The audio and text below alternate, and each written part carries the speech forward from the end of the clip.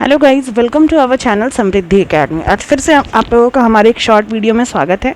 और यहाँ पे एक क्वेश्चन दिया हुआ है और इसका ऑप्शन है आपको सही आंसर बताना है। ये सारे क्वेश्चन आपके कॉम्पिटिटिव एग्जाम के लिए बहुत ही ज़्यादा इंपॉर्टेंट होंगे, तो बिना टाइम वेस्ट किए क्वेश्चन शुरू करते हैं।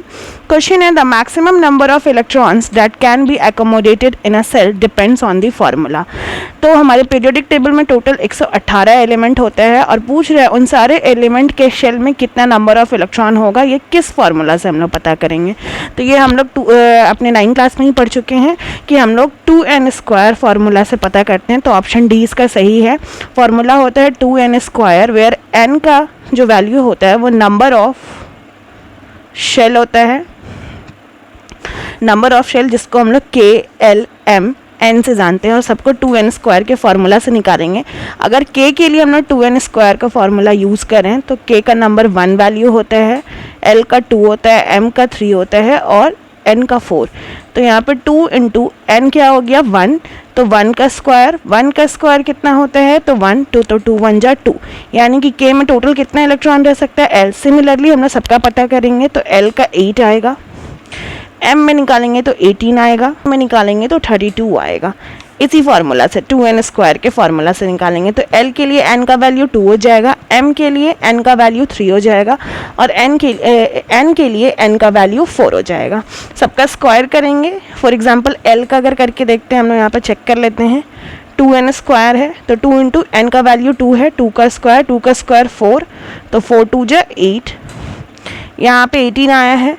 तो यहाँ पे 2 × n का स्क्वायर यानी कि 3 का स्क्वायर होता है 9, 3 3 जा 9 और 9 2 जा 18, और यहाँ पे ये तो 2 × 4 का स्क्वायर कितना हो गया 16, 16 2 जा 32। तो इस तरीके से हम लोग को वैल्यू पता चल गया कि k में 2, l में 8, m में 18 और n में 32 मैक्सिमम इलेक्ट्रॉन्स हो सकते हैं। ये हम लोगों को इलेक्ट्रॉन का नंबर पता चल गया। और अब हमसे पूछा गया था क्वेश्चन में कि मैक्सिमम नंबर ऑफ इलेक्ट्रॉन हम लोग कैसे पता कर सकते हैं किसी भी शेल में। अब सपोज सेल के बारे में थोड़ा सा देख लेते हैं। सेल क्या होता है, सपोज किसी एलिमेंट का स्ट्रक्चर अगर बनाते हैं तो बीच का उसका क्या होता है सेंटर, और इसके चारों तरफ इस तरीके से एक सर्कुलर पाथ बना होता है। इसी सर्कुलर पाथ को हम लोग शेल या ऑर्बिट या एनर्जी लेवल के नाम से जानते हैं, और इनका नेमिंग अल्फ़ाबेटिकली किया गया है, जिसमें फर्स्ट k होता है, सेकेंड l m, और इसको अगर हम लोग इंटीजर से देखें तो k 1 हो गया, l 2 हो गया, m 3 हो गया। इसीलिए हम लोग क्या बोले थे कि n का वैल्यू क्या लेंगे, नंबर ऑफ सेल, और नंबर ऑफ शेल 1 से शुरू होता है जबकि इसका नेमिंग k से शुरू होते हैं। तो इस तरीके से हम लोगों ने ये 9 क्लास में ही जब इलेक्ट्रॉनिक कन्फिग्रेशन पढ़ रहे थे हम लोग, तो हम सब ने केमिस्ट्री में ये बात पढ़ा है, लेकिन एक बेसिक आप लोग का रिविजन हो गया इस वीडियो के थ्रू। क्लियर हो गया कि एलिमेंट्स के शेल क्या होते हैं और शेल में कौन रहता है। तो शेल में हमेशा इलेक्ट्रॉन घूमते रहता है, क्योंकि हम लोगों ने पढ़ा है कि इलेक्ट्रॉन जो होता है वो मूविंग बॉडी होता है। एटम का अगर हम लोग देखेंगे सब एटॉमिक पार्टिकल, तो एटम के 3 सब एटॉमिक पार्टिकल होते हैं। इलेक्ट्रॉन जिसके ऊपर नेगेटिव चार्ज, प्रोटॉन जिसके ऊपर प्लस चार्ज, और एक न्यूट्रॉन जिसके ऊपर कोई चार्ज नहीं यानी कि न्यूट्रल होता है। तो ये प्रोटॉन और न्यूट्रॉन इसके सेंटर में रहता है, जिसको लोग न्यूक्लियस भी बोलते हैं। यहाँ इस न्यूक्लियस में रहेगा प्रोटॉन और न्यूट्रॉन, और ये जो इलेक्ट्रॉन है वो शेल में मूव करते रहते हैं। तो यहाँ से हम लोग को क्या इलेक्ट्रॉनिक कन्फिग्रेशन क्या होता है, इलेक्ट्रॉन्स का नंबर पता करना डिफरेंट शेल में। तो हम लोग ये शेल के थ्रू ही क्या करते हैं, अलग अलग शेल में कितना इलेक्ट्रॉन होगा वो पता करेंगे इस फार्मूला के थ्रू, 2n² फार्मूला के थ्रू। इसको अगर एक एग्जाम्पल से हम लोग समझते हैं तो सपोज एग्जाम्पल हमने लिया है सोडियम एलिमेंट का। सोडियम का सिंबल होता है Na और इसका एटॉमिक नंबर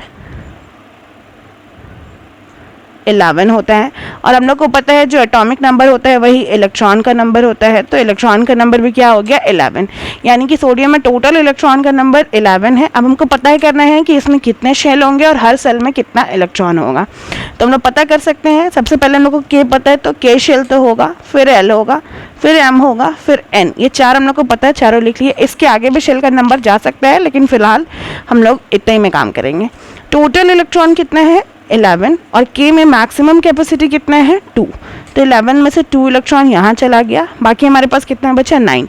L का मैक्सिमम कैपेसिटी कितना है 8 का, तो 8 इलेक्ट्रॉन यहाँ चला गया, 8 और 2 कितना हो गया 10, बचा कितना है हमारे पास 1 इलेक्ट्रॉन, तो 1 इलेक्ट्रॉन कहाँ आ जाएगा M में, तो N यानी कि होगा ही नहीं।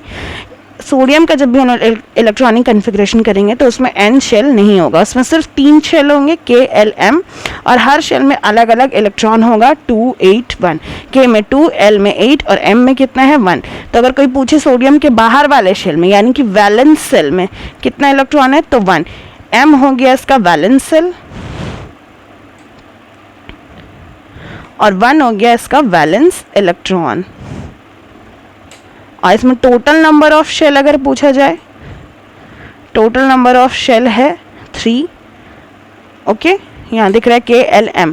अब एक आता है वैलेंसी, वैलेंसी भी इससे हम से क्वेश्चन कर सकते हैं कि सोडियम का वैलेंसी कितना है, तो इसके बाहर वाले इलेक्ट्रॉन को हम लोग चेक करते हैं, बाहर में कितना इलेक्ट्रॉन है 1, और हम लोगों को पता है कोई भी एटम को स्टेबल होने के लिए कितना इलेक्ट्रॉन चाहिए होता है 8 इलेक्ट्रॉन चाहिए होता है, स्टेबल होने के लिए 8 इलेक्ट्रॉन, इसको हम लोग ऑक्टेट रूल भी बोलते हैं, ऑक्टेट रूल।